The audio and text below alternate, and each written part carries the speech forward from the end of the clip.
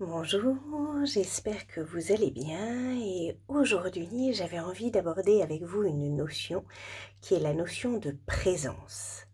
Alors la présence, c'est quoi? Eh bien, je crois qu'on peut l'aborder, de 2 manières particulières et un petit peu comme 2 axes philosophiques qui parleraient, de la puissance et de l'acte. Alors qu'est-ce que c'est que être en puissance et être en acte? Aristote, nous parle, pas mal de cela et en fait, la puissance, c'est ce qui est en germe, en fait, hein. On va dire, vous savez, quand on dit, «C'est un champion en puissance», en réalité, souvent on parle de la puissance comme de l'acte. En fait, la puissance, c'est, ce qui n'est pas encore là, mais qui pourrait, se laisser, sentir ou émerger. Donc quand on dit d'un champion qu'il est un champion en puissance, eh bien ça veut dire qu'il n'est pas encore un champion, mais que très probablement il va devenir, un champion. C'est un petit peu, ce qu'on aurait, dans la graine d'une rose par exemple ou d'une fleur. Eh bien il y aurait déjà l'essence de la rose qui serait là dans la graine et pourtant, elle est en puissance, mais elle n'est pas en acte.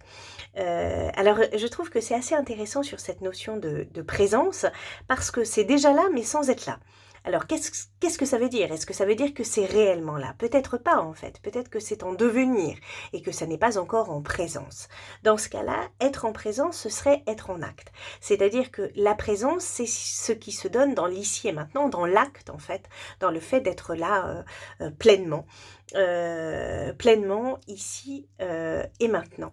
Donc à ce moment-là, le champion ne serait plus en puissance, mais il serait en acte au moment où il a, je sais pas moi, par exemple, remporté une médaille d'or aux Jeux olympiques ou, le tournoi de Roland-Garros. En fait, c'est un champion en acte parce qu'il est vraiment champion. Il n'est pas juste, en projection d'être champion. Alors ce que je trouve assez intéressant là-dedans, c'est, cette idée de l'acte et moi qui suis, actrice, eh bien, je trouve qu'il y a dans l'idée de l'acte quelque chose, qui en effet, est l'ordre du surgissement et de la question de la présence. En fait, dans cette notion de présence, il y a cette idée, de temporalité aussi peut-être, hein. On parle bien du présent, comparativement au passé et au futur ou à l'avenir, ce qui n'est pas, encore là, mais qui serait à venir. Alors c'est assez intéressant d'ailleurs, d'un point de vue, philosophique et peut-être spirituel, j'ai envie de dire, cette question de l'avenir, de ce qui va advenir, de ce qui est à venir, c'est-à-dire qui serait, peut-être contenu en puissance, mais qui ne serait pas là déjà, et donc qui ne serait pas encore présent dans, le présent. D'un point de vue plus, j'ai envie de dire, plus relationnel, c'est quoi la présence? C'est quoi être en présence de? Tout d'abord, souvent on dit: «Je me présente», hein, «Bonjour, je me présente, je m'appelle untel». En fait, l'idée de la présence, en fait, c'est de se présenter, c'est de se donner à voir. Donc il y a quelque chose de l'ordre de l'apparition dans la présence et peut-être même, de la révélation, en fait. C'est-à-dire que souvent dans cette notion de présence, quand on se présente, eh bien, on se nomme. Donc c'est comme si, en fait, dans la présence, il y avait, quelque chose de l'ordre, du fait de nommer, qui permet en fait, d'exister et d'être présent, au monde. D'ailleurs, c'est assez intéressant parce que, je fais une petite digression, mais, la première chose que nous faisons, lorsqu'un enfant, vient au monde, c'est de le nommer. Donc c'est de lui donner un nom, un prénom et un nom de famille et en fait, d'une certaine manière, à partir de ce moment-là, il existe, hein. C'est ce qu'on appelle un acte, performatif. Donc, être, performatif, en fait, c'est de faire, la parole un acte.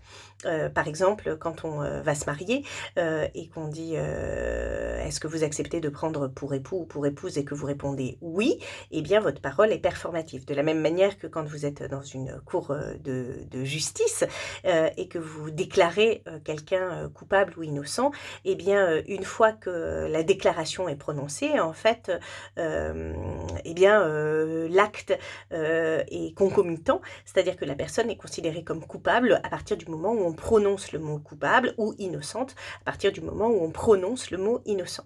C'est-à-dire que d'une certaine manière, le langage fait présence en fait. il est performatif. Alors pourquoi est-ce que je dis ça? Parce que souvent on dit je me présente, hein, donc dans l'idée de se présenter, eh bien il y a cette notion de présence. Et alors on ne peut se présenter que si on est là, j'ai envie de dire. Donc si on est présent aussi, c'est-à-dire que si on est là dans le temps particulier du moment où on parle.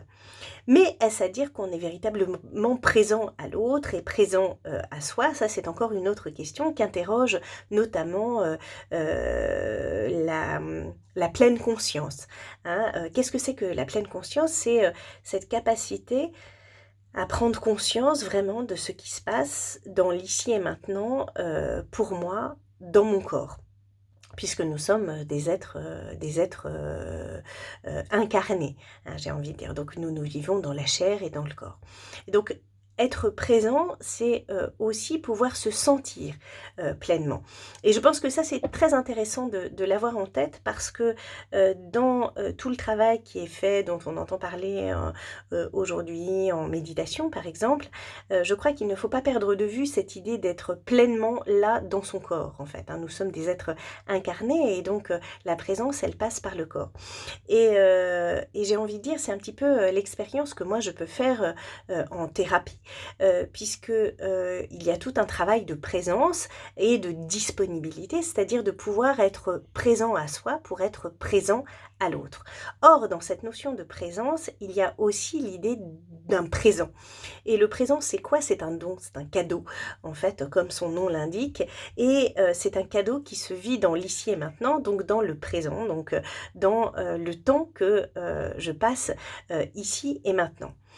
Et pour autant, je crois que la véritable présence, c'est une présence qui se dit aussi dans ce qui était en puissance. Et c'est là que le concept est complexe, parce que je crois que ne peut advenir, et donc ne peut être véritablement présent, que ce qui, d'une certaine manière, était déjà présent, dans le sens où il était là avant. C'est-à-dire que, d'une certaine manière, le champion qui va devenir champion en acte, il était probablement déjà champion en puissance. Mais alors, ce qu'il y a d'intéressant dans cette notion de puissance, eh bien, c'est le fait même qu'elle porte en elle-même la puissance, c'est-à-dire que peut-être que cette puissance, elle est tout à fait multiple et que nous sommes puissants de plein de manières différentes et que nous pourrions nous présenter dans une multiplicité de puissances. C'est-à-dire qu'à l'intérieur de nous, peut-être qu'il y a plein de modèles de nous-mêmes et qui ne vont se manifester en acte que dans une certaine partie, j'ai envie de dire, que dans une certaine mesure, et que nous n'allons pas toutes incarner parce que nous ne pouvons pas, parce que l'incarnation elle-même, en fait, elle est duelle, c'est-à-dire que nous ne pouvons pas être tout, et pourtant à l'intérieur de nous, c'est comme s'il y avait tout le potentiel immense et que nous allons incarner qu'une partie. Pourquoi est-ce que je vous dis ça? Parce que je crois qu'on ne peut pas faire l'économie lorsqu'on évoque la notion de présence, celle d'absence. Et j'aimerais juste faire une petite ouverture à la question du deuil, à laquelle j'espère que vous n'êtes pas trop confrontés en ce moment, et je crois qu'il est important aussi de prendre conscience de ce que certains d'entre nous vivent à travers la question des pertes et des deuils, et qui sont vraiment lourds parfois. Mais ce qu'il y a d'intéressant dans la question du deuil, et ce qu'il y a à mon avis d'extrêmement émouvant à cet endroit, c'est que ne sont absents pour nous que ceux qui ont été présents. C'est-à-dire que ne peuvent être absents à nos yeux que des personnes qui sont présentes. Et au moment même où nous les sentons absentes, eh bien, nous pouvons faire l'expérience de leur présence absolue. Je m'explique. Si il y a quelqu'un de cher que vous avez perdu, en fait, et que le souvenir émerge et se fait présent de cette personne-là, eh bien, vous pouvez sentir à la fois la présence de son absence et l'absence de sa présence. Et c'est un petit peu ce double mouvement qu'il y a dans la notion de présence, et je crois qu'au moment où nous sommes absolument présents à ce que nous vivons, nous faisons également l'expérience de l'absence. Et je crois que que ça, c'est un présent, parce que c'est un don, en fait.